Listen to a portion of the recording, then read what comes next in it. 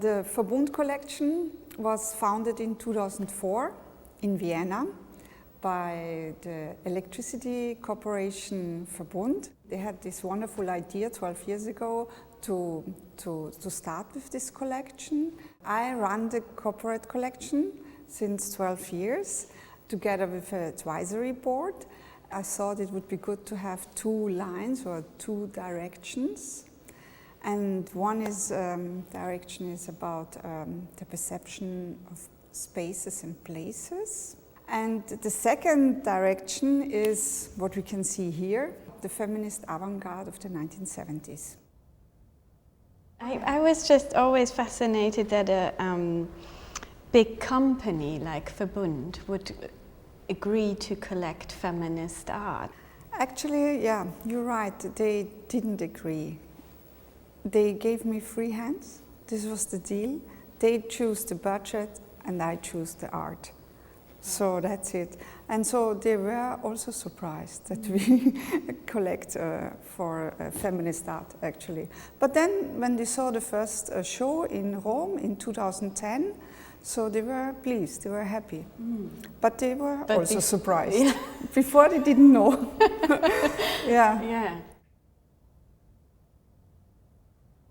The title was important for me because I wanted to combine the term feminism with the term avant-garde. Writing of this feminist movement into art history, isn't it? Yes. To call them a feminist avant-garde, because bringing them into the history of art and into the kind of canonized art with this term is really important. Yeah, they have to belong to the canon. Yeah. You're right, yeah.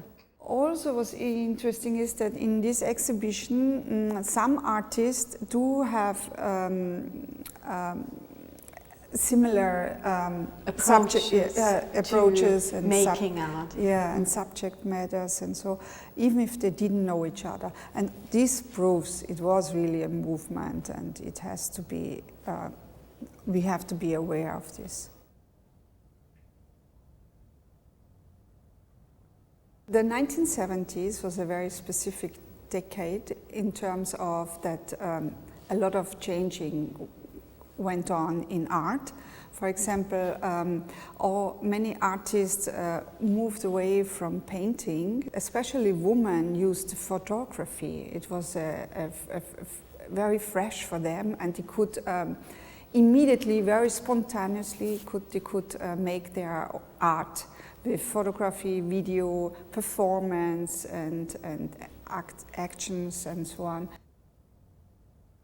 We loosely grouped the artists in 4 chapters. On the first floor, we grouped together 2 themes. One is around the domestic sphere and how artists use the domestic sphere and the roles that were kind of combined or connected to them, such as the mother, the wife, and so on, those stereotypical female roles, and then went against those stereotypes in making their artwork.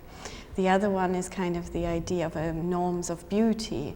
And again, the artists kind of fragmented their own bodies to show a different form of iconography that hasn't really been shown before. So these are basically on this first floor, we're looking at what are the artists moving against, as against the norms, against the traditions of art history.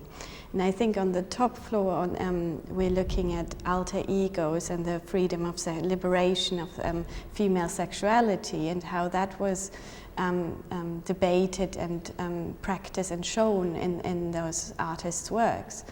And and here we have artists like Cindy Sherman, but also maybe less known artists like Martha Wilson or someone like that, who tested out gender roles and politics around gender, using their own bodies and kind of playing these roles in their photographic series. And then finally really looking at their own bodies again, and then their own sexuality that was still very much oppressed in the 1970s.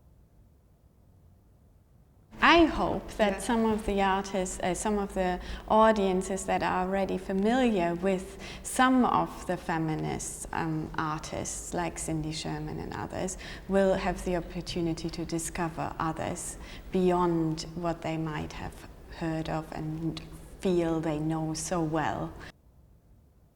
It's an awareness of it happened, it is here, and we can look at it. But what is important is that it's not a women's show. We should get this point. Yeah, it's not a women's show. It's really a feminist show. It's about feminist art in the 1970s.